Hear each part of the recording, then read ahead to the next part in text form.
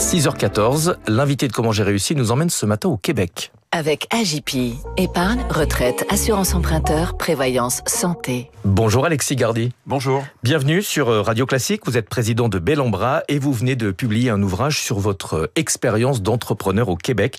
Vous avez passé 7 ans à Montréal entre 2012 et 2019 et dans cet ouvrage, vous expliquez comment la France pourrait s'inspirer du modèle québécois pour s'adapter, on va dire, à la nouvelle donne internationale. Votre livre s'appelle « Courir la chance ». C'est une expression québécoise, en France on dirait plutôt courir le risque, et selon vous, ça résume une différence d'approche entre les deux pays en matière d'entrepreneuriat. Tout à fait. Je pense que le titre du livre illustre une philosophie, une façon d'appréhender sa vie personnelle, mais également une façon d'appréhender sa vie professionnelle dans le cadre de l'entreprise. J'ai eu la chance de pouvoir passer 7 ans à Montréal, d'y développer des activités de conseil en direction générale. Vous travailliez à l'époque pour Roland Berger. Pour Roland Berger, tout à fait. Et cette opposition finalement entre le fait de courir la chance de traverser l'Atlantique en 2012 pour aller établir cette activité et ce qu'on entend souvent en France encore aujourd'hui, prendre un risque. Voilà. Tu déménages, tu prends un risque. Est-ce que tu es sûr qu'il n'y ait pas un impact sur l'immobilier ? Tu changes de job, tu prends un risque. Voilà. Et cette opposition, cette philosophie, j'avais besoin 5 ans après, puisque j'ai attendu 5 ans de retour en France, de digérer un petit peu ces expériences croisées pour pouvoir les écrire et les mettre sur le papier. La différence entre la France et le Québec ne se résume pas à cet état d'esprit. Dans votre ouvrage, vous pointez beaucoup de différences, notamment en matière d'éducation. En quoi est-ce que le système éducatif français n'est pas toujours adapté aux besoins des entreprises ? Je pense que c'est surtout une question d'écosystème et d'environnement. Le système éducatif français et le système éducatif canadien se comparent, se complètent bien, mais je pense que le rôle des entreprises dans le cadre du système éducatif, le prolongement de l'entreprise comme étant le prolongement naturel du système éducatif, là il y a des grandes différences. Les entreprises sont intégrées beaucoup plus tôt, beaucoup plus intensément et beaucoup plus ouvertement dans le parcours éducatif des plus jeunes, scolaires et des étudiants derrière. Et le rôle de l'État également dans ses relations avec les entreprises est très différent au Québec. Oui, sur un équilibre réel, sur une complémentarité. Le rôle de l'État qui fixe un cap, qui donne une perspective.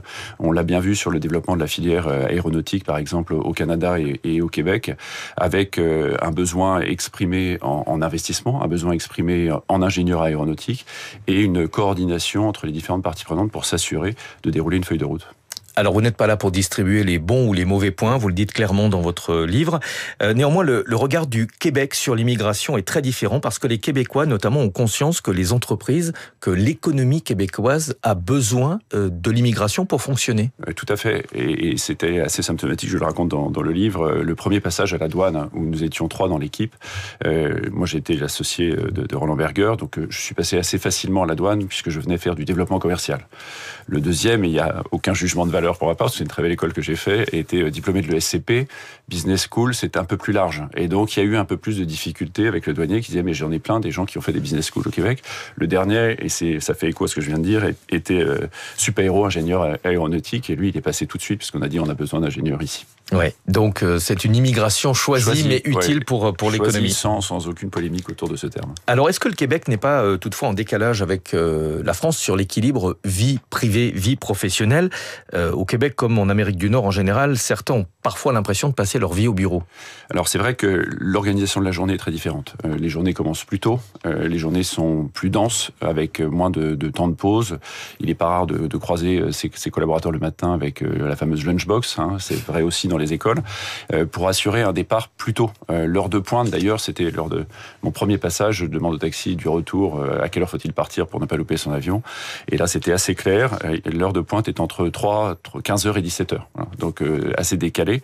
Ce qui permet aux étudiants, ce qui permet également aux personnes qui travaillent dans les entreprises d'avoir une deuxième journée après leur journée de travail dans une recherche d'équilibre pour vie pro, vie perso de manière très, très exacerbée. Je précise qu'au Québec, dans une entreprise, on commence généralement avec 2 semaines de vacances. Les Français sont peut-être pas prêts pour ce changement. Exactement, on commence avec... Mais j'ai appris quelques subtilités autour de ces 2 semaines de vacances avec mes collaborateurs là-bas. Fort de cette expérience et de cette comparaison, qu'est-ce que vous inspire le climat actuel en France ? Il inspire... un peu paradoxalement, confiance. Confiance dans la capacité qu'auront les entreprises à fixer leur propre cap dans une période où L'État cherche un petit peu ses repères. Je pense que c'est aux entreprises de fixer leur propre cap et un cap plus général pour proposer un projet à leurs collaborateurs, pour proposer des projets de développement, de croissance au sein des entreprises qui ont un vrai rôle à jouer. Alors désormais, vous êtes franco-canadien, vous avez un passeport canadien, j'imagine que vous avez gardé des liens au Québec. Que vous disent vos amis, que vous disent vos anciens collègues de la situation en France? Est-ce qu'ils nous voient comme des idéalistes? Est-ce qu'ils nous voient comme des enfants gâtés ou comme un peuple qui est peut-être en train de gâcher ses chances? Je pense qu'ils continuent à nous regarder avec bienveillance, avec intérêt et avec un petit peu de tristesse, puisque vous utilisez enfant gâté. Je pense que le terme est un peu fort, mais quand on arrive au Québec, je me souviens de mon premier rendez-vous en disant mais qu'est-ce que vous allez venir faire ici? Vous, Français, qui avez tout en France, autant d'entreprises, autant d'industries, autant d'actifs culturels, autant d'histoires, qu'est-ce que vous venez faire ici? Et je pense que la confrontation de ces deux mondes, c'est ce que j'essaie de retraduire dans le livre, permet quand même de donner quelques perspectives positives dans un contexte un peu lourd. Allez, petit test, quelle est la devise du Québec? Oh, vous allez me piéger. Elle est sur la plaque de toutes les voitures. Je me souviens. Elle est sur la plaque de toutes les voitures, évidemment. Merci beaucoup, Alexis Gardy, président de Bel-en-Bras. Vous êtes venu ce matin, non pas pour parler de Bel-en-Bras, mais pour parler de cet ouvrage. Donc, que je recommande, vraiment, Courir la chance, avec une différence d'approche fondamentale, à la fois dans l'entreprise, mais aussi dans la vie au quotidien, entre le Québec et la France. Et on le rappelle, l'objectif, c'était pas de donner un jugement de valeur, d'opposer les deux, mais de voir ce que la France pourrait récupérer, comment est-ce qu'on pourrait s'inspirer de ce qui se passe au Québec. Merci beaucoup. J'étais ravi de vous accueillir ce matin. Il est 6h20. Nathalie Janson est avec nous. Elle a amené sa lunchbox.